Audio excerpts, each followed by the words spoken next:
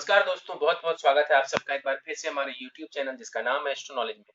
दोस्तों, आज की इस वीडियो में हम एक 35 वर्ष युवक की कुंडली का विश्लेषण करने वाले हैं, जिन्होंने अपने बर्थ डिटेल्स मेरे साथ शेयर किए हैं और एस्ट्रोलॉजी के माध्यम से ये अपने जीवन से जुड़े हुए कुछ महत्वपूर्ण प्रश्नों के उत्तर मुझसे जानना चाहते हैं और साथ ही साथ चाहते हैं कि मैं इनकी कुंडली का पूर्ण विश्लेषण करूं। तो निश्चित ही इस वीडियो में मैं इनके द्वारा पूछे गए सभी प्रश्नों का उत्तर दूंगा और साथ ही साथ इनकी कुंडली का पूर्ण विश्लेषण भी करूंगा।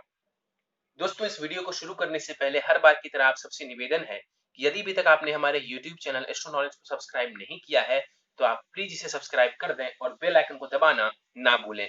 साथ ही साथ दोस्तों, यदि आप सब भी इसी प्रकार अपनी कुंडली का विश्लेषण करवाना चाहते हैं या फिर मुझसे संपर्क करना चाहते हैं तो स्क्रीन पर फ्लैश हो रहे व्हाट्सएप नंबर के ऊपर आप मुझसे संपर्क कर सकते हैं और ज्यादा जानकारी के लिए आप नीचे डिस्क्रिप्शन बॉक्स को भी चेक कर सकते हैं। चलिए वापस आते हैं इस विश्लेषण के वीडियो के ऊपर और इनके कुछ प्रश्नों को मैं आप सबों के समक्ष रख देता हूं। इन्होंने बताया कि इन्होंने इंजीनियरिंग किया है और डिजाइन इंजीनियरिंग ऐसा कुछ इन्होंने बताया कि इस क्षेत्र में इन्होंने जो है शिक्षा ग्रहण की है। मेहनत बहुत करते हैं अपने करियर में मगर अभी तक वैसी सफलता इनको मिल नहीं पाई है और ऑफिस में भी इनको थोड़ी परेशानी देखने को मिलती है मैनेजर वगैरह के साथ में। तो ये जानना चाहते हैं कि जिस फील्ड में ये आए हैं ये फील्ड इनके लिए कैसा है, क्या इससे अच्छा धन कमा पाएंगे। बिजनेस करने के योग के बारे में इन्होंने पूछा है, कुछ बिजनेस भी ये कर रहे हैं तो जानना चाहते हैं कि बिजनेस में कैसी सफलता देखने को इन्हें मिल सकती है। इसके अलावा धन को लेकर के और कहीं ना कहीं मानसिक रूप से भी ये जो है परेशान है, मानसिक रूप से भी ये परेशान है तो उसको लेकर के भी इन्होंने कुछ प्रश्न पूछे हैं। चलिए सीधे इनके लग्न कुंडली की तरफ चलते हैं कि लग्न कुंडली हमारे समक्ष है जो कि प्रारंभ हो रही है 9 नंबर से। 9 नंबर यानी कि धनु लग्न की कुंडली बन जाती है यहाँ पर और चंद्रमा यहाँ पर 12वें भाव में कुंडली के वृश्चिक राशि में जाकर के विराजमान है। तो इस जातक की कुंडली बनती है धनु लग्न और वृश्चिक राशि की। धनु लग्न यानी कि गुरु के द्वारा अधिपत्य किया जाने वाला लग्न। धनु यानी कि धनुष। ऐसे जो लोग होते हैं गोल ओरिएंटेड होते हैं यानी कि अपने लक्ष्य के प्रति अडिग रहते हैं और कहीं ना कहीं हर समय इनके दिमाग में अपने लक्ष्य का ख्याल रहता है और उस लक्ष्य के पीछे एक सोच बना करके आगे बढ़ते हैं और आम तौर पर सफलता प्राप्त करते हैं। गुरु का ये लग्न है, ऐसे लोग आमतौर पर नेकदिल होते हैं, अच्छे होते हैं। यहां पर देखा जाए लग्न को देखें 26 डिग्री का लग्न है, लग्न के पास बलाबल थोड़ा कम माना जाएगा। लग्न में ही गुरु और सूर्य युति बना करके बैठे हुए हैं। गुरु यहां देखें हंस नामक महापुरुष योग बना करके बैठा हुआ है। 25 डिग्री का गुरु कुंडली के प्रथम भाव में बैठे हुए हैं। मृत अवस्था के जरूर है गुरु तो दृष्टि का प्रभाव थोड़ा कम होगा लेकिन फिर भी यहाँ पर बैठ करके गुरु हंस महापुरुष योग बना रहे हैं। इनको ज्ञान देने वाला होगा गुरु। गुरु इन्हें ज्ञान देने वाला होगा, शिक्षा में लाभ करवाने वाला होगा गुरु। गुरु की दृष्टि पड़ेगी पंचम भाव के ऊपर, शिक्षा संतान संबंधित लाभ, वैवाहिक जीवन में लाभ और गुरु की दृष्टि भाग्य भाव के ऊपर तो हायर एजुकेशन और कहीं ना कहीं भाग्य संबंधित लाभ इन्हें दिलवाने वाला होगा। गुरु मृत अवस्था के हैं, इन्हें चाहिए कि ये गुरु को बलवान बनाए। यदि गुरु को बल दिया जाए तो गुरु सर्वश्रेष्ठ परिणाम यहां पर देने वाला होगा। देखा जाए सूर्य यहां पर साथ में विराजमान है, 4 डिग्री का सूर्य है, भाग्येश है सूर्य। इस कुंडली में भाग्येश है सूर्य जाकर के लग्न में बैठे हुए तो निश्चित रूप से भाग्य का तो साथ ये सूर्य जरूर दिलवाएंगे आपको और उससे आपको लाभ की स्थिति भी देखने को जरूर मिलेगी। यहां पर देखा जाए सूर्य लग्न में बैठे हुए हैं, निश्चित रूप से यहां पर बैठ करके सूर्य ज्ञान देने वाले होंगे, आकर्षण देने वाले होंगे, पॉजिटिविटी देंगे आपको। तो स्थिति यहाँ पर सूर्य के द्वारा भी अच्छी है। हालांकि सूर्य भी यहाँ पर बाल अवस्था के हैं तो बल इसके पास भी मात्र 25% का ही माना जाएगा। युति जरूर हो रही है इन दोनों के बीच में लेकिन दोनों के डिग्रियों में बहुत ज्यादा फासला है। गुरु और सूर्य युति बना करके देखिए किसी भाव में बैठते हैं, ऐसे लोग शिक्षा से ही जुड़ जाएं तो जीवन में बहुत अच्छा मुकाम हासिल कर सकते हैं।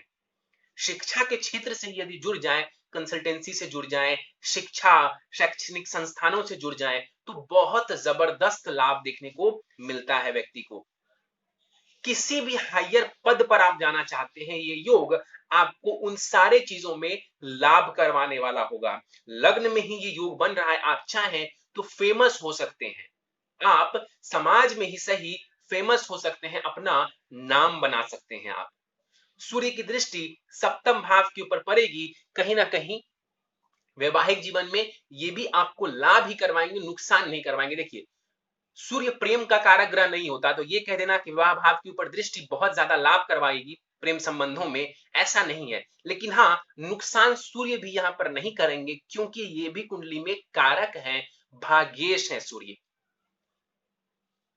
आगे बढ़ते हैं, शुक्र के ऊपर चलते हैं। शुक्र द्वितीय भाव में विराजमान है, 19 डिग्री का शुक्र यहां पर विराजमान है। यहां पर देखा जाए, शुक्र कुमार अवस्था के साथ 50% बलाबल के साथ यहां पर विराजमान है। शुक्र षष्ठेश है और लाभेश है, मारक ग्रह है इस कुंडली में। शुक्र जाकर के द्वितीय भाव में बैठे हुए हैं। देखा जाए, कुंडली के लाभेश है और जाकर के धन भाव में बैठे हुए हैं। शुक्र यहाँ पर महाधनी योग बना रहा है। कौन सा योग? महाधनी योग यहाँ पर ये शुक्र बना रहे हैं। तो शुक्र का यहाँ पर बैठना आपके लिए बढ़िया है। मारक ग्रह जरूर है, लेकिन फिर भी धन के लिए यहाँ पर शुक्र की पोजीशन, शुक्र की प्लेसमेंट बढ़िया मानी जाएगी। कोई दिक्कत नहीं है। यहाँ पर बैठा हुआ शुक्र आपको निश्चित रूप से बहुत ज्यादा धन लाभ करवाएगा और सेविंग्स भी करवाने वाला होगा। क्यों? क्योंकि ये महाधनी योग बना रहे हैं। शुक्र की दृष्टि अष्टम भाव के ऊपर पड़ेगी, ये भी आपको लाभ ही देने वाली होगी। तंत्र मंत्र, ऑकल्ट, एस्ट्रोलॉजी, इन सब में ये इंटरेस्ट दिलवाने वाला होगा। शुक्र भी इन चीजों में इंटरेस्ट दिलवाता है। लोन लेकर के भी आप अपने कार्य को कर सकते हैं, उसमें भी शुक्र आपको सफलता देने वाला होगा। आगे बढ़ते हैं, चलते हैं मंगल के ऊपर। 2 डिग्री का मंगल कुंडली के तीसरे भाव में विराजमान है। 2 डिग्री के है मंगल, यानी कि बाल अवस्था का ये मंगल है। शनि की मूल त्रिकोण राशि में यहां पर जाकर के मंगल बैठे हुए हैं और तात्कालिक मैत्री में नहीं है मंगल। देखिए, तीसरे भाव में मंगल कारक हो जाते हैं। यहां पर बैठ करके मंगल निश्चित रूप से जो है आपके साहस पराक्रम में वृद्धि करने वाले होंगे, दौड़ भाग और मेहनत को बढ़ाने वाले होंगे। इस कुंडली में मंगल पंचमेश है और द्वादशेश है। क्योंकि वो पंचमेश है तो एक कारक ग्रह हो जाएंगे, और यहां पर पंचमेश का तीसरे भाव में जाकर के बैठना और शनि की राशि में बैठना बहुत श्रेष्ठ रिजल्ट नहीं देगा। यहां पर मंगल आपको दौड़ भाग, फिजूल की कई बार मेहनत करा देंगे, और उस अनुसार हो सकता है तो आप ये कहें कि आपको रिजल्ट्स देखने को नहीं मिल पा रहे हैं।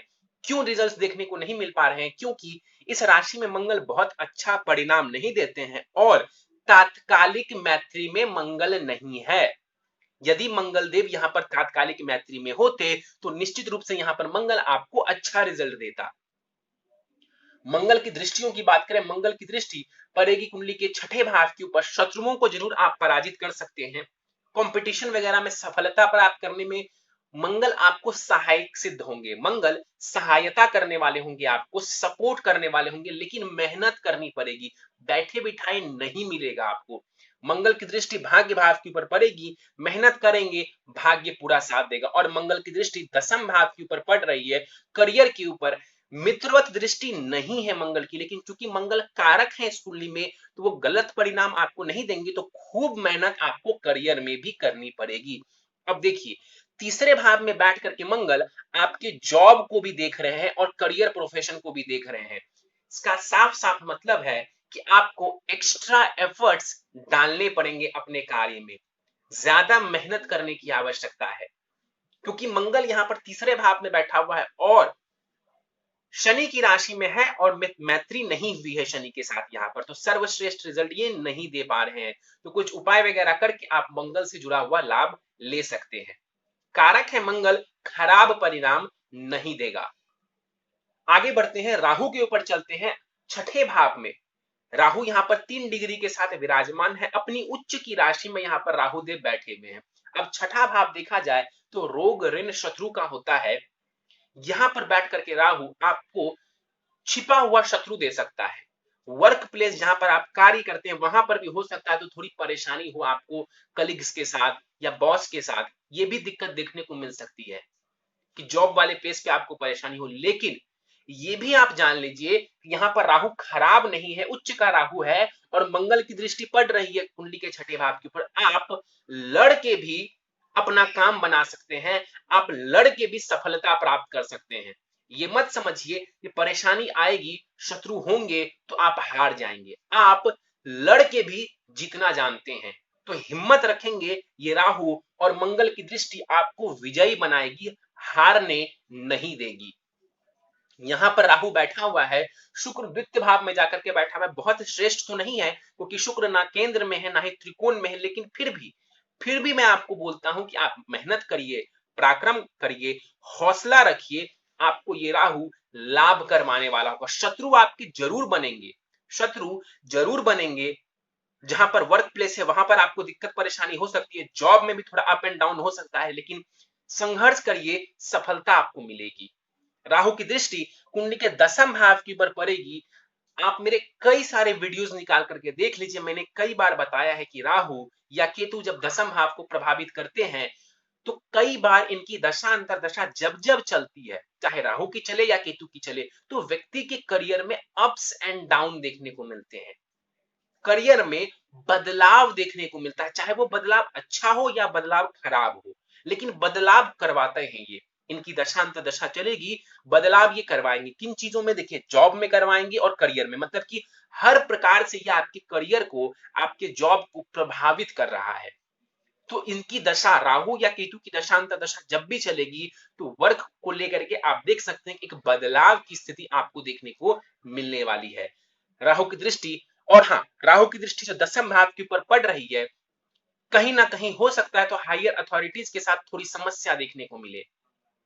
हालांकि बुध की जो स्थिति है वो काफी हद तक इस बात को इंडिकेट करेगी। राहु की दृष्टि 12वें घर के ऊपर पड़ रही है, ये नीच की दृष्टि है, विदेश भाव के ऊपर जा रही है, खर्च भाव के ऊपर जा रही है, तो धन आप व्यय करेंगे, धन व्यय होगा आपका। और चंद्रमा को देख रहे हैं राहु, तो मन को ये पीड़ित करने वाला होगा, मन को पीड़ित करने वाला होगा। राहु की दृष्टि द्वितीय भाव के ऊपर पड़ेगी, यहां पर दृष्टि डाल करके राहु कहीं ना कहीं आपके धन को भी अफेक्ट कर रहे हैं। तो सेविंग्स का आपको ध्यान रखने की आवश्यकता है। क्यों? क्योंकि खर्च भाव के ऊपर भी राहु की दृष्टि है और यहां पर जो है धन भाव की भी ऊपर राहु की दृष्टि है। तो इस केस में क्या होता है कि धन आता तो है लेकिन टिकता नहीं है। तो ये समस्या आपकी बनी हुई रह सकती है, और शायद इन्होंने जो है अपने प्रश्नों में बताया भी है कि धन तो इनके पास आते हैं मगर वो सेव नहीं कर पाते हैं। तो वो कारण काफी हद तक यहाँ पर राहु दर्शा रहे हैं। चलिए आगे बढ़ते हैं, शनि के ऊपर चलते हैं। 29 डिग्री के शनि यहाँ पर विराजमान है, मृत अवस्था का शनि है, और यहाँ पर बलाबल बहुत कम हो जाएगा, 25% से भी कम का बलाबल यहाँ पर शनिदेव के पास माना जाएगा। इस कुंडली में देखा जाए शनि कौन है, तो वो द्वितीयेश है और तृतीयेश है, अकारक ग्रह है, कारक नहीं है शनि इस कुंडली में। जाकर के शनि लाभ स्थान में बैठा हुआ। अब देखिए, धनेश यानी कि धन भाव का स्वामी ग्रह जाकर के लाभ भाव में बैठ जाए, ये भी महाधनी योग है, ये भी महाधनी योग है। और मैंने बताया था आपको कि शुक्र महाधनी योग बना रहा है, अब मैं कह रहा हूं कि शनि भी यहां पर महाधनी योग बना रहे हैं। तो कुंडली में दो दो महाधनी योग बन रहा है। और सुनिए, शुक्र और शनि के बीच में राशि का परिवर्तन हो रहा है, और ये राशि परिवर्तन शुभ है, खराब नहीं है, शुभ है। क्योंकि धन भाव और लाभ भाव के बीच में राशि का परिवर्तन हो रहा है, ये आपको धन लाभ करवाने में मदद करने वाला होगा, धन देने वाला होगा आपको। तो धन की स्थिति बढ़िया नजर आ रही है, बस सेविंग्स का ध्यान रखने की आवश्यकता है। कारण है राहु। देखा जाए यहां पर शनि की दृष्टि पड़ेगी कुंडली के प्रथम भाव के ऊपर, शनि की तीसरी दृष्टि प्रथम भाव के ऊपर जो जाएगी, कई बार कार्य में ये आपको डिले करने वाली होगी। जो पर्सनालिटी आपकी निखर करके आने वाली थी, गुरु और सूर्य के यहाँ पर होने के कारण उस पर्सनालिटी में थोड़ी कमी आ जाएगी। क्यों? क्योंकि शनि की दृष्टि पड़ रही है कुंडली के प्रथम भाव के ऊपर। शनि जहां देखते हैं उसमें कमी लाते हैं, और शनि इस कुंडली में कारक ग्रह नहीं है, तो फायदा नहीं पहुंचाएगा, नुकसान करेगा। शनि की दृष्टि शिक्षा संतान भाव के ऊपर पड़ेगी, उसको लेकर के भी थोड़ी परेशानी देखने को मिल सकती है, संघर्ष और डिले की स्थिति देखने को मिल सकती है, चीजों में डिले हो सकता है। और शनि की दसम दृष्टि देखा जाए कुंडली के अष्टम भाव के ऊपर पड़ेगी, कहीं ना कहीं ये आपके स्वास्थ्य के लिए भी अच्छा नहीं कहा जा सकता। स्वास्थ्य के लिए भी अच्छा ये नहीं कहा जा सकता है, तो ध्यान रखने की आपको आवश्यकता है। आगे बढ़ते हैं, चलते हैं कुंडली के 12वें भाव की तरफ। 12वें भाव में देखें तो यहाँ पर 3 ग्रह युति बना करके बैठे हुए हैं, बुध, चंद्रमा और केतु। यहाँ पर कुछ दोष बनते हुए नजर आ रहे हैं। यहाँ पर देखा जाए तो चंद्रमा और केतु साथ बैठ करके ग्रहण दोष बना रहे हैं, और वहीं बुध और केतु साथ बैठ करके जड़त्व नामक दोष बना रहे हैं। तो यहाँ पर आपका जो 12वां भाव है ये बहुत शुभ स्थिति में नहीं है। अब 12वां भाव क्या होता है? तो 12वां भाव होता है विदेश का, 12वां भाव होता है खर्च का, नुकसान का।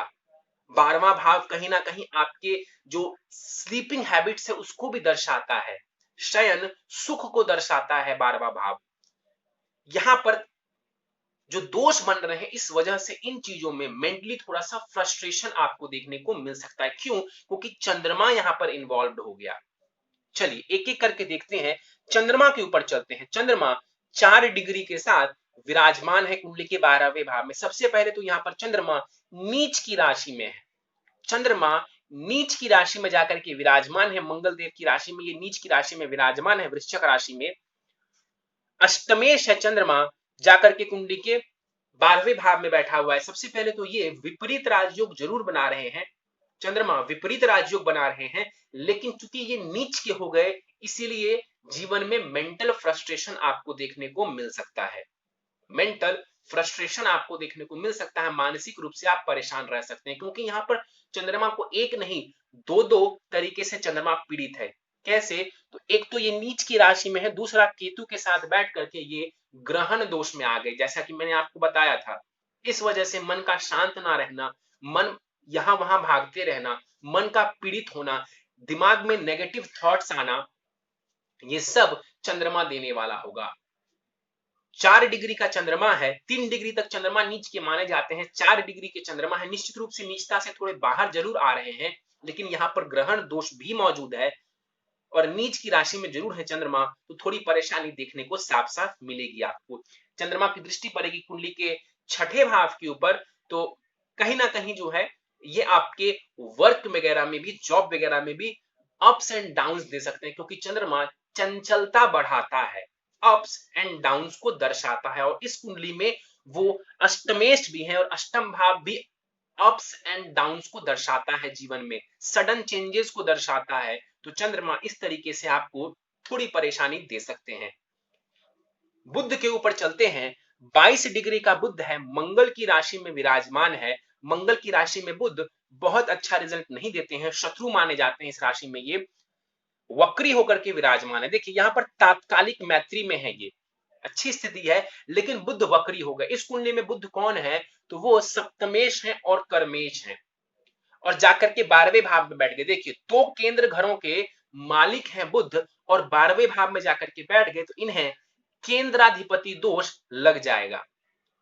केंद्राधिपति दोष यहाँ पर बुध को लग जाएगा, और बुध 12वें भाव में बैठे हुए हैं, तो कहीं ना कहीं कुंडली के सप्तम भाव से भी यहाँ पर देखें तो षडाष्टक दोष बन रहा है, और दसम भाव से यहाँ पर देखा जाए तो वो 12वें घर में चले गए, तो नुकसान की स्थिति थोड़ी सी देखने को मिल रही है।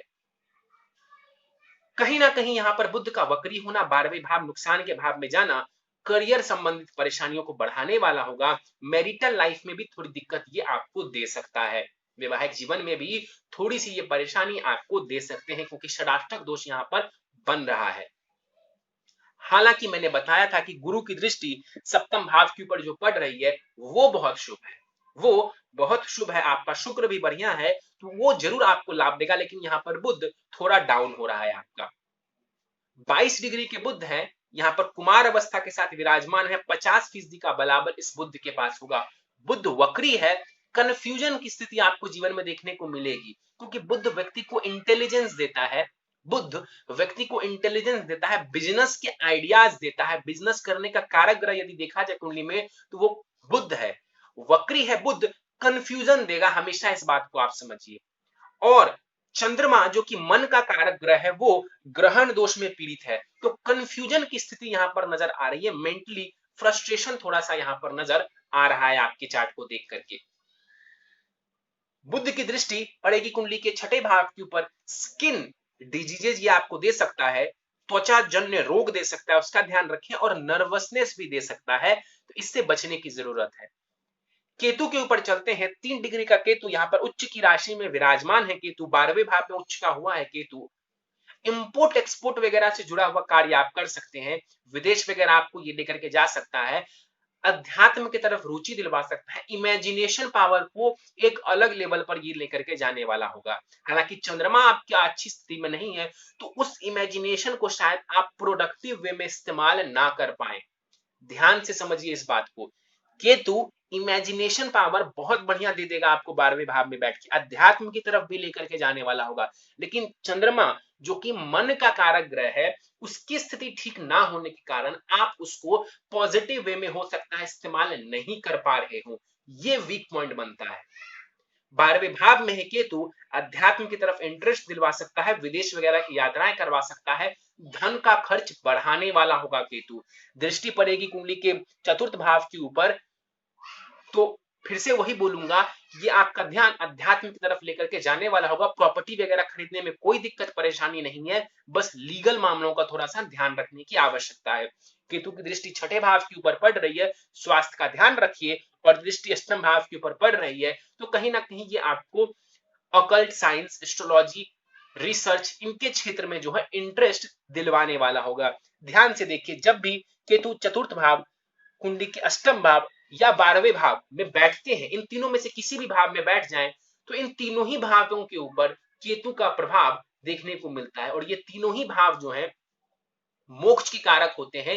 ये तीनों ही भाव जो हैं कहीं ना कहीं व्यक्ति को अध्यात्म से जोड़ने का कार्य करते हैं। तो यहाँ पर ये स्थिति भी नजर आ रही है। चंद्रमा आपका पीड़ित है, इस वजह से आप इसको पॉजिटिव रूप में इस्तेमाल नहीं कर पा रहे हैं।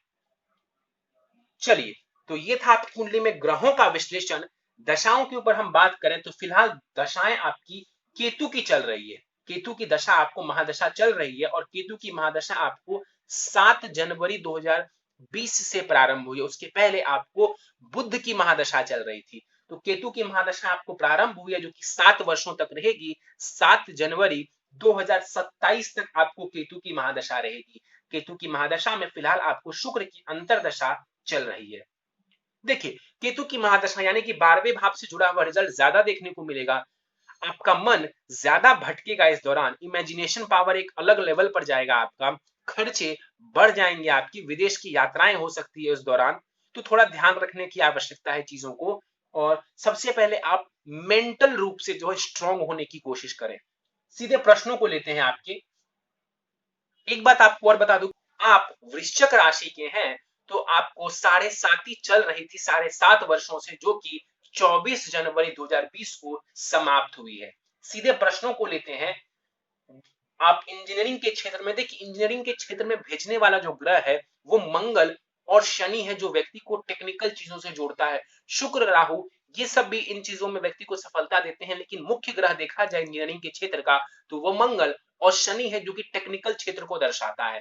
यहाँ पर देखें आपकी कुंडली में, तो पंचमेश यानी कि शिक्षा भाव की स्वामी ग्रह मंगल बनते हैं, तो इस क्षेत्र में आपको ये लेकर के गया है। इस कुंडली में प्रथम दृष्टि में ऐसा लग रहा है कि मंगल और शनि बहुत ज्यादा जुड़े हुए नहीं है। हालांकि मंगल जरूर शनि की राशि में है, लेकिन मंगल शनि नवम पंचम का योग बना करके बैठे हुए हैं।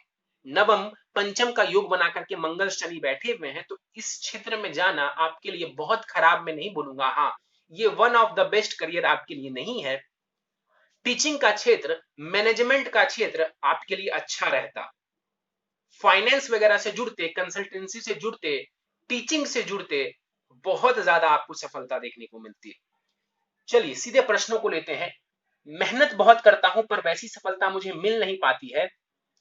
निश्चित रूप से जो इसके पीछे का जो कारण है वो ये है, अभी आपको 7.5 चल रही थी, दशा आपकी बहुत फेवरेबल नहीं है, और करियर भाव के स्वामी ग्रह केंद्राधिपति दोष लगा करके कुंडली के 12वें भाव में जाकर के बुध विराजमान है।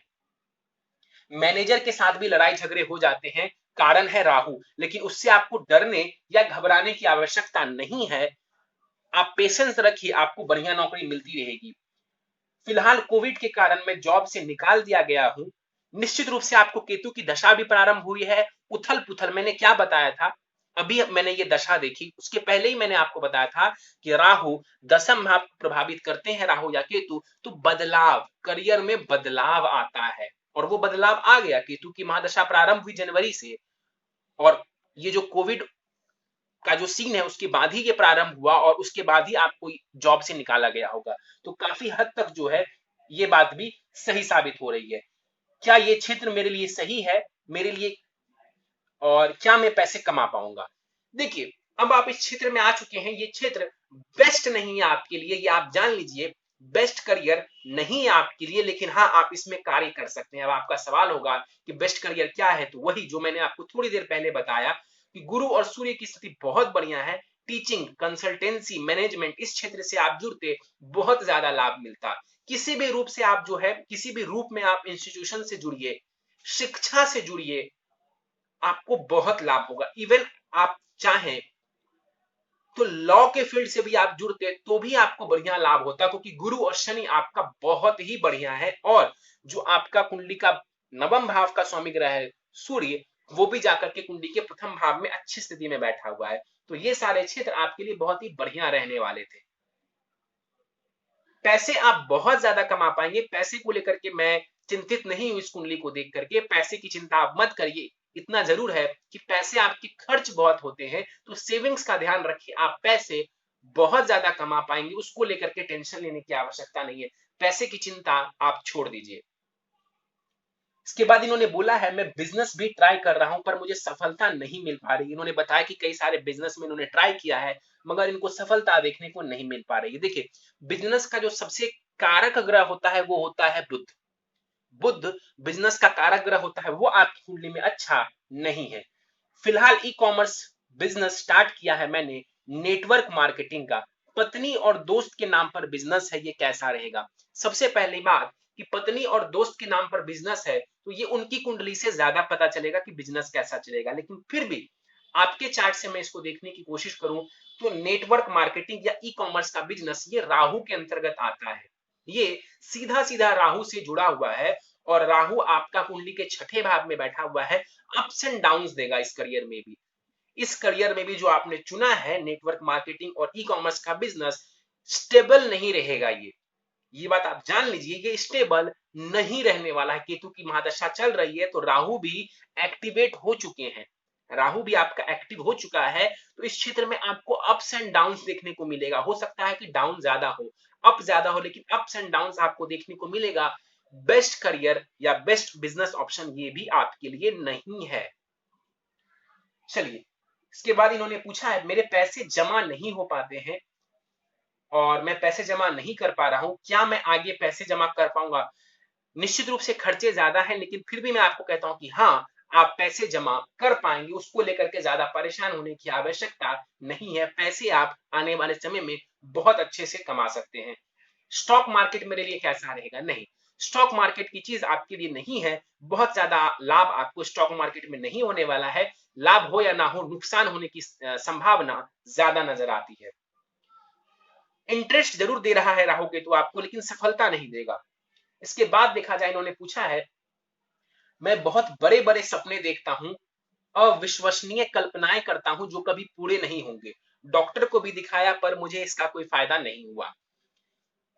कल्पनाएं, कुंडली का 12वां भाव और चंद्रमा, ध्यान से सुनिए। इमेजिनेशन यानी कि कुंडली का 12वां भाव और चंद्रमा, और 12वां भाव पीड़ित है, चंद्रमा सबसे ज्यादा पीड़ित है।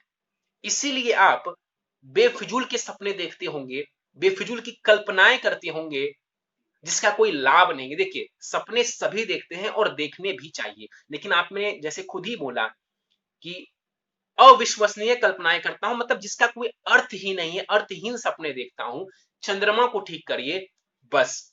उसके पीछे ज्यादा नहीं सोचना है, डॉक्टरी चक्कर में आपको नहीं पड़ना है। फिलहाल आप चंद्रमा को ठीक कर लीजिए, आपकी परेशानी काफी हद तक खत्म हो जाएगी। केतु की महादशा आपको चल रही है, मानसिक स्थिति आपकी 2027 तक कहीं ना कहीं अप्स एंड डाउन्स वाली रहेगी।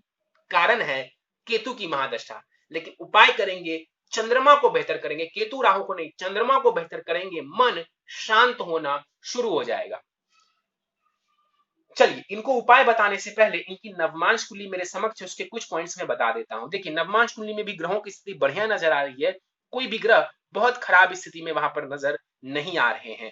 देखा जाए तो गुरु, सूर्य, चंद्रमा, इन सब की स्थिति बढ़िया है। शनि शुक्र की स्थिति भी बढ़िया नजर आ रही है। बुध भी वहां पर अच्छी स्थिति में है और राहु की भी स्थिति बढ़िया है। मंगल वहां पर भी ज्यादा बलवान नजर नहीं आ रहे हैं। लेकिन फिर भी आपका नवमांश चार्ट बहुत खराब नहीं है, तो नवमांश चार्ट अच्छा होने की वजह से वैवाहिक जीवन में आपको लाभ देखने को मिलेगा। और ग्रहों के स्ट्रेंथ की भी बात करें तो वो भी बढ़िया नजर आ रही है, कोई बहुत बुरी कुंडली ये नहीं है। मेन परेशानी यहाँ पर जो मुझे नजर आ रही है वो आपकी कुंडली के 12वें भाव में नजर आ रही है। उसके अलावा मुझे कुंडली में कोई भी खास परेशानी नजर नहीं आ रही। 12वें भाव में भी देखें तो बुध और चंद्रमा का बैठना वो अच्छा नहीं माना जा रहा है, क्योंकि बुध जो कि बुद्धि का कारक है, चंद्रमा जो कि मन का कारक है, दोनों ही पीड़ित होकर के बैठे हुए हैं। इस वजह से आपको परेशानी देखने को मिल रही है। सीधे उपाय के ऊपर चलते हैं। देखिए, बिजनेस ऑप्शन की बात मैं कर दूं तो आप इंस्टीट्यूट वगैरह में पैसा लगाइए, आपका पैसा कभी नहीं डूबेगा। मैं लिख के दे सकता हूं आपको। आप किसी शैक्षणिक संस्थान में पैसे लगाइए, उसमें बिजनेस करने की कोशिश करिए, कंसल्टेंसी से जुड़े हुए बिजनेस में पैसा लगाइए, आपका पैसा कभी नहीं डूबेगा। इसमें कहीं कोई दो राय नहीं है। उन चीजों में आपको ज्यादा लाभ देखने को मिलेगा, अप्स एंड डाउन नहीं होगा उसमें। केतु की दशा है, थोड़ी बहुत चीजें अप एंड डाउन हुई भी, लेकिन कभी भी वो आउट ऑफ कंट्रोल नहीं जाएंगी, नुकसान नहीं होगा आपको। और केतु की महादशा जब खत्म हो जाएगी, शुक्र की महादशा 2027 में आपको आएगी। शुक्र मारक ग्रह है आपके लिए। स्वास्थ्य का जरूर आपको ध्यान रखना पड़ेगा, लेकिन धन आप बहुत ज्यादा कमाने वाले हैं शुक्र की महादशा में। निश्चित रूप से धन आप बहुत जोड़ पाएंगे, उसको लेकर के आप चिंता मत करिए। अभी खर्चे ज्यादा होंगे 2027 तक, 2027 के बाद आप धन जोड़ पाएंगे और अच्छा खासा धन आप जोड़ पाएंगे। सीधे उपाय पर चलते हैं।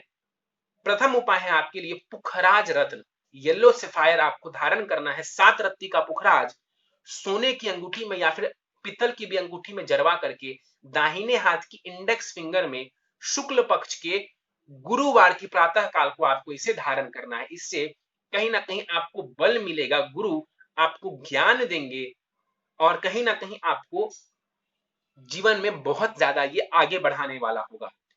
चंद्रमा आपका बहुत डैमेज है, इसके लिए आप चाहें तो चंद्रमा केतु ग्रहण दोष निवारण पूजा किसी ब्राह्मण के द्वारा करवा सकते हैं। साथ ही साथ हर सोमवार शिवलिंग के ऊपर आपको जल दूध से अभिषेक करना चाहिए। संभव हो तो सोमवार के साथ साथ शनिवार को भी ये उपाय करें। शिवलिंग के ऊपर जल दूध से अभिषेक करना है आपको। नित्य शिव चालीसा का पाठ करना है। अगला उपाय है आपके लिए नित्य बजरंग बाण का भी पाठ करना है और गणेश अथर्व शीर्ष का भी पाठ करना है। 3 पाठ मैंने आपको बताया, शिव चालीसा, बजरंग बाण और गणेश अथर्व शीर्ष। ये 3 पाठ आपको नित्य करना है। और आखिरी उपाय है आपके लिए नित्य भगवान सूर्य को अर्घ दें, मतलब कि उन्हें जल चढ़ाएं। ये जो मैंने आपको 4 से 5 उपाय दिए हैं, यदि आप इन 5 उपायों को करते हैं, आपको बहुत जबरदस्त लाभ देखने को मिलेगा। एक दिन में आपका ज्यादा समय नहीं लगने वाला है, 10-12 मिनट से ज्यादा का ये उपाय है ही नहीं। आप इन उपायों को करेंगे, निश्चित रूप से 6 महीने में, 3 से 6 महीने में आपको बहुत ज्यादा लाभ देखने को मिलेगा। चलिए, तो दोस्तों ये था इस 35 वर्ष युवक की कुंडली का विश्लेषण। मुझे उम्मीद है कि आपको हमारा यह कुंडली विश्लेषण का वीडियो पसंद आया होगा। यदि वीडियो पसंद आया तो आप इसे लाइक करें, शेयर करें। अभी तक आपने हमारा YouTube channel astro knowledge subscribe नहीं किया है तो आप प्लीज इसे सब्सक्राइब कर दें और बेल आइकन को दबाना ना भूलें।